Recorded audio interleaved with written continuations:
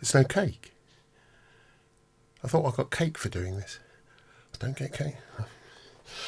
Oh well. Hi, Andrew Longhurst here. And yes, today, not yesterday, but yes, today. Punctuation is everything, isn't it? Today, Cherry Audio released the wonderful DS-2. The Crumar DS-2, Digital Synthesizer 2. Now, I don't know about you, but I've had a long and checkered past in the music industry, going back many, many years to just before the dinosaurs arrived. And during that time, I've sat in front of just about every piece of hardware you can imagine, and some you can't. But this is completely new to me. I've not seen this at all. I've not sat in front of one. I'm not even sure that I'm entirely sure. I wasn't aware of this existing as a thing.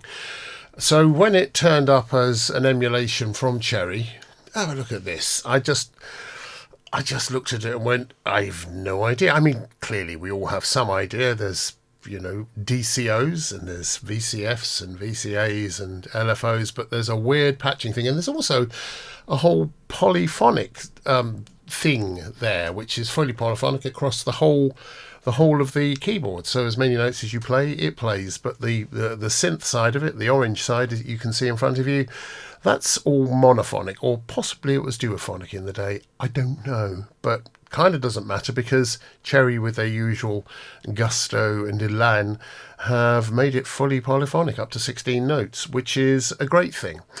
Now, I could take you through all of the functions of what each bit does and give you a guided tour, but guess what? Tim Shoebridge, he's already done that, and he does a really good job of it. So I'm not going to try and sort of walk over his territory because he does such a great job of it. So instead, what I thought I'd do, and just so you know, yes, I've created a preset bank for this, as I normally do, along with James Terrace, the head sound designer for Cherry, and James Dyson and others who've been designing sounds for this particular beastie, which is a curiosity, shall we say. So rather than doing the let's walk you through a few of my presets, aren't I clever thing, I thought what I'd do instead, I've created a demo track for this, and I thought what we never talk about in these things is the demo. Why you chose to do a demo that way? Why did you choose those voicings? Why does it run as long as it does, and why are you still banging on about it? But I'm hoping for cake. But the truth is, I wanted to do this with two particular stipulations. One is that I only wanted to use the DS-2. I didn't want to use any additional drums or synths or whatever. And the second is I want to run as much of this live as possible within Cubase. And in fact, I had all 10 instances of this 10 tracks that I've used in this demo running simultaneously. As it happens, I did also record these down as audio, just because it's a way of backing up in case something goes weird, and I've got a version of it. So each track has got the MIDI and the audio, as you can see. Look, see? There you go. So I thought it would be useful, or at least perhaps marginally more interested than me telling you about my wonderful presets, to tell you about the process for creating a demo. And in this case, it was interesting because I've only used, for this demo, the presets that I've created. And with all these things, I kind of, just playing away doesn't really do an awful lot. It's helpful to have an idea, as it were. And I live in the Cotswolds in England, and it's a beautiful part of the country. And in the mornings, quite often, we live, quite high up a hill, not all the way. And so quite often we'll see clouds coming in. We've got the 5 valleys converge on Stroud. So 5 valleys, we're at the confluence of 5 valleys. Confluence, there's a word I don't think you'd expect to hear in one of these things. And in the morning, we sometimes see clouds drifting down these valleys and meeting at the bottom. So we're above those clouds drifting into the valleys, but also above us is more hill. So we get beautiful sunlight, cloud drifting down into the valleys, and it's a beautiful thing. And really what you want to do is just get out and go tramping. And so that was the theme that I chose. I wanted to choose that sort of ethereal early morning, mist drifting in and sun shining, or rising, and hills around us as the theme for this demo. So that's what I did. So where did I start? Well, perhaps what I'll do is I'll take you through each of the presets quickly, but this is Cubase, as you can see, and this is the start of what we do, as it were.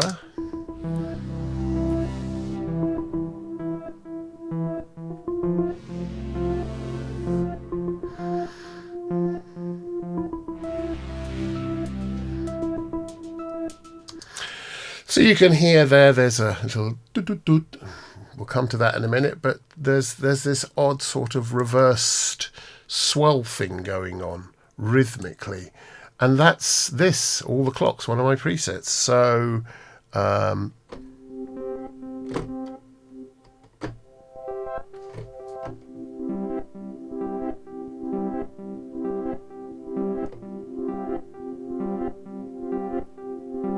there you go.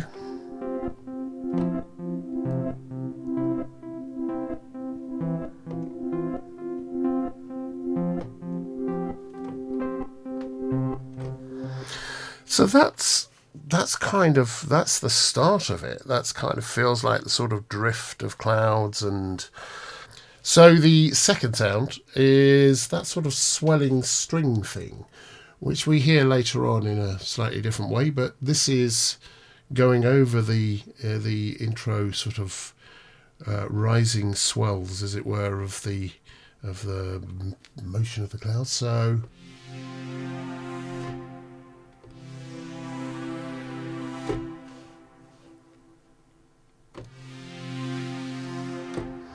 although I think I might be an octave down. There it is.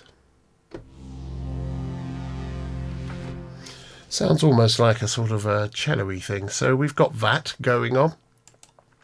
Then we've got these rather wonderful little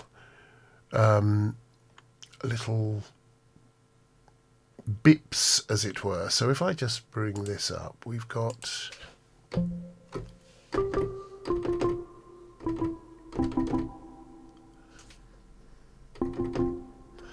they're kind of nice. They're almost wood blocky, and I didn't want them to do a whole thing, but it just, those three things together just kind of gave it the ambience I was after. So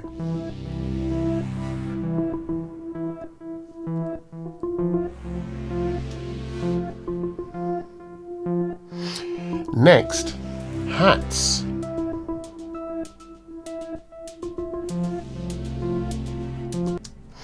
So these hats, let's have a look at those. So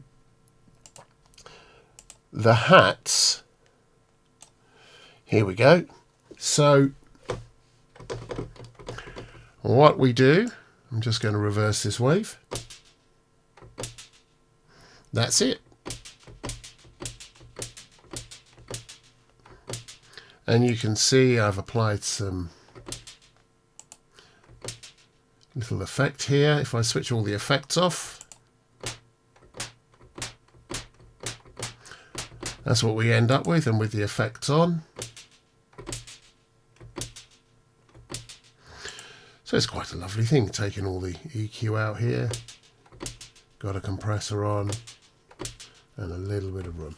So that's the hi-hats. And then we have this rather wonderful tom fill coming into here, so I'm just going to mute that and we'll just run this. So that dum dum dum, that's again, that's from here. That is this beastie doing its thing. So I'm just going to pull this across. I think, unless I'm entirely mistaken, I'll have a look. Here we go. Yeah, this was originally something that James had come up with, but I've kind of taken it a bit further, as it were. as we often do with each other when we're doing sound design banks for these. You know, he has the kernel of an idea and I take it off to somewhere else and vice versa. So this is interesting because it's using the arpeggiator here, as well as LFOs. So you can see we've got, or rather we don't have, because I didn't select it. Hang on a second, where are we? It would help if I went to, there we go. Right. If we go down an octave.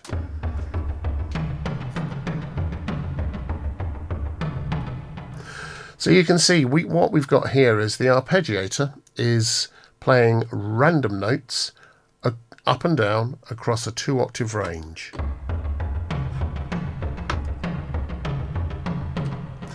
And you can hear it's varying in terms of its levels or the VCA, and that's because we've got a sample and hold on the VCF that's being applied to something here. It's being applied here, VCO2 pitch first of all, so you get the change, and a slight change in the VCF as well. So, and then to get those fills, so we get a nice little, sounds like a nice drum fill, or rather a drum pattern, as it were, tom-tom pattern, and then you can get the fills by hitting an octave up and or in between.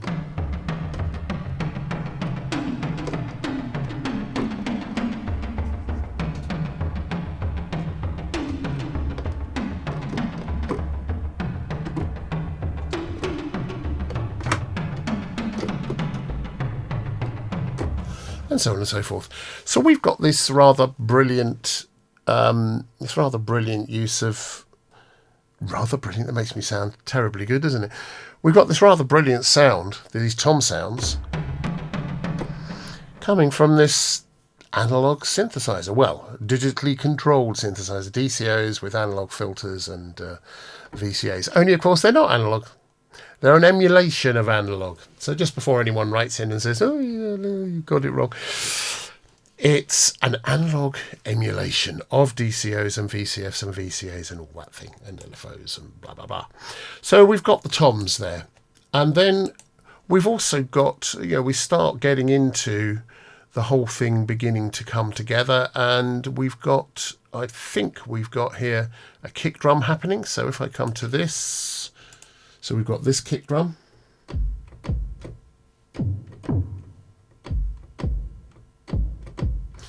But I've also mixed that with another kick drum, because that's what I do. We often mix kick drums. So we've got this one here as well, which is...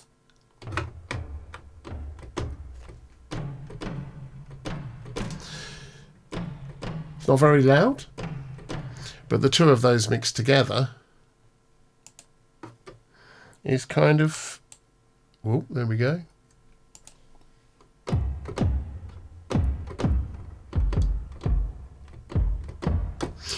It kind of suits this, which, this particular track is feeling kind of au naturel. So not so much a kick drum as a bass drum or a tightened skin to go with the tom-toms that you just heard. So if we take all of those off, there we go.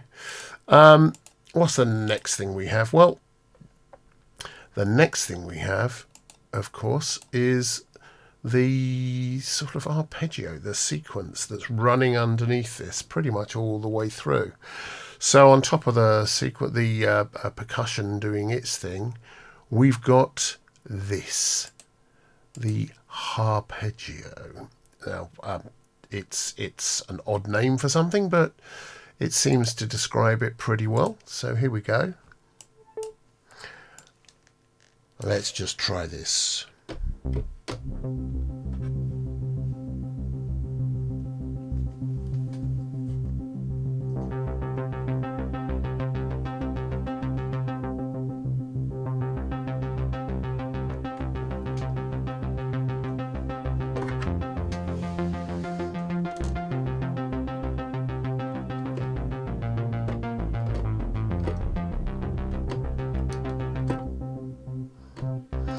And I've got control over the filter using one of these various controllers that I'm using here. So we've got controller 20.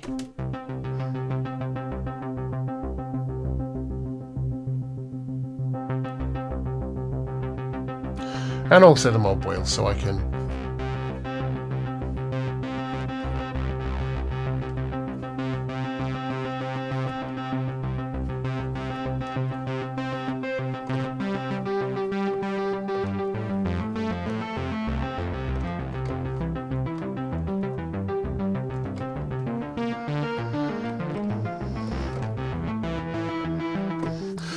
etc. So we've got the, which is kind of a nice little groove thing. What else do we have? We have all sorts here, really. Let's get rid of this one. So what else do we have in addition to this? So we've got this kind of string sound thing going on, which is kind of cool as well. So if I bring that across, here we go. We've got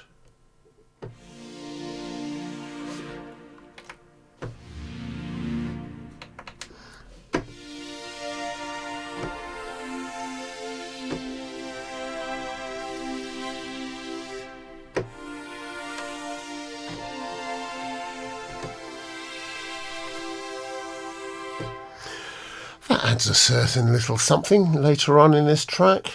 I mean, it sounds kind of pastoral, doesn't it? With all this movement going on, you need something just to pin it down. And I wanted to capture that sense of verdancy, of greenery and trees and you know, being in the countryside or close to the countryside at the very least. So that's what we're using for that. What else do we have? So we've seen the reverse swells, which we used. What else do we have? We have, what's this? What is this? Let's have a look. Oh yeah, we've got another something here. So we've got a different arpeggio running here that in one section it kind of doubles up and adds a little top line to what's going on at the bottom end, just to add some movement, even more movement. And that's because you know, the particular scene I'm portraying, it was a crystalline morning with the clouds below and the hills above and the verdancy, but wildlife was coming to, spring to life. I've mentioned about woodpeckers, and we have red kites circling, and just skylarks beginning to do skylarks ascending. So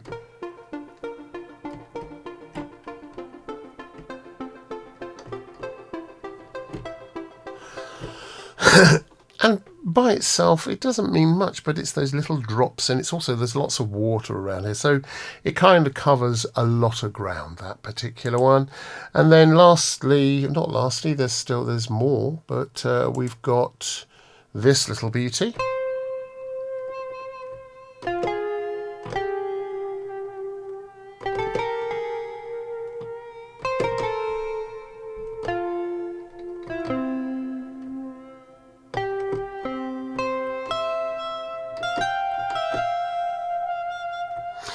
So that we're using as kind of the top line thing, just because I like the sound.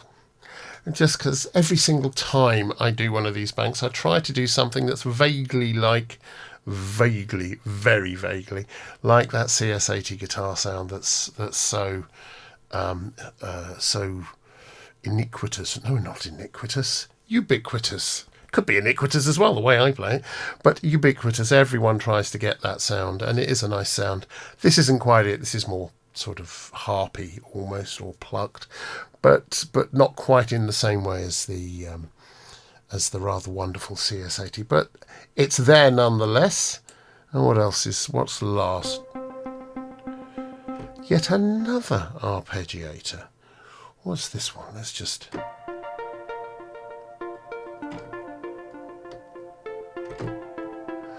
Yes, so this is kind of interesting. This one, if we bring this up, you can see that what we've got going on here, we've got the arpeggiator running, but if you look at these four knobs here, you can see we've got the fill, the fill's about where it should be, but we've got chance set down at about 50%. So when I hold down this, it has a 50% chance of playing that particular note. So, and it's a random note. So the pattern is set to random. So if I hold down a bunch of notes, it will randomly pick from any one of those notes. And then there's a 50% chance it won't sound, and there's a 50% chance it will. So you end up with some kind of interesting.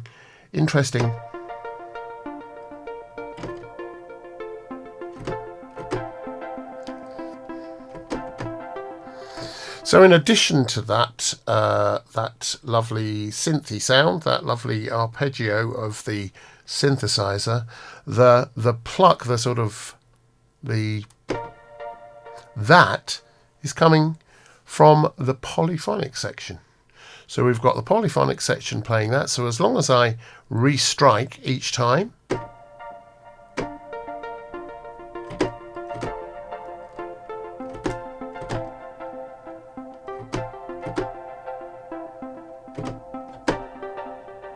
and so on and so forth. So between all of these things, what we've got is a suite of rather loveliness that, gives us the basis for a track. And here it is, from the beginning, I hope.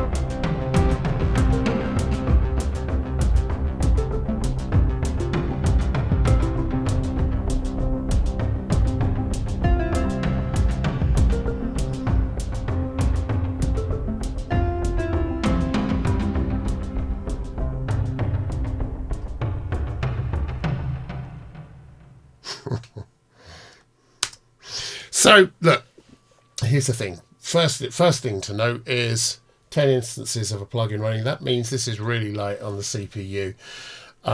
Great coding from Cherry. This is a fascinating instrument. It really is. It's not at all like anything else I've used. And you heard, I mean, here you can hear, let me just come back to this part. If I can get to this, here we go.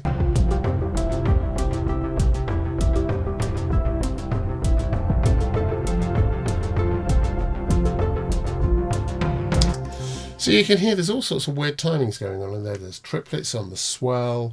There's dotted eights on the toms. There's there's the straight fours. There's all sorts of stuff going on in here, and that's all being done primarily with the LFOs in this thing. Giving you the opportunity and the option, and all the arpeggiator, but it's primarily with the LFOs in this particular instance, using reverse waveform, which is synced. So, and this fell out, this kind of fell out, and it kind of doesn't matter to me whether or not you like this particular demo or not, because it's a demo, it's a thing I've done, and it shows off some of the sounds that I've created for this rather wonderful instrument. But here's the thing, I rather like this. In fact, I've listened to this a couple of times since and just gone, where did that come from? Sometimes music and compositions just seem to fall out of the air through you onto the keyboard or into and it comes out the speakers, and you're not quite sure what it is until it's done, and you sit back and listen and go, oh God, did I do that? Was that me? Yeah. It's interesting. It's not virtuosic. Virtuosic? Is that a word? But it's rather a nice thing. And I hope you liked it, and I hope you liked this little look around this DS, as it were. Let's just bring it up again so you can see the little bugger. This DS-2, it's a rather wonderful instrument. I hope you get it. I hope you enjoy it. And as ever with these things, start off with some of the presets, because this is not the most obvious synth, but playing around with some of the presets, you'll see what's going on by moving knobs and changing the switches. You'll start to see how it all works, how each of the things work, and you'll start to see how each of the sound designers here manages to pull off their particular sounds, the kinds of things you can do with this. And it is quite extraordinary. You'll be up and running in no time. But I really like this. I wasn't sure I would, but I actually do. So that's it. That's my demo. That's how I came up with the idea for it. These are the sounds I created using all of this weird and wonderfulness, including all these brilliant LFOs and all of the effects that Cherry provide, which, by the way, are exactly the kinds of effects I would have used had I had this in the day, as it were, back in the day. So, yeah, authentic gorgeousness. Well, I hope you liked it, and let me know. And if there's cake, is there cake? Yeah, no cake. No cake showing up. Oh well, send cake. See you later. Bye.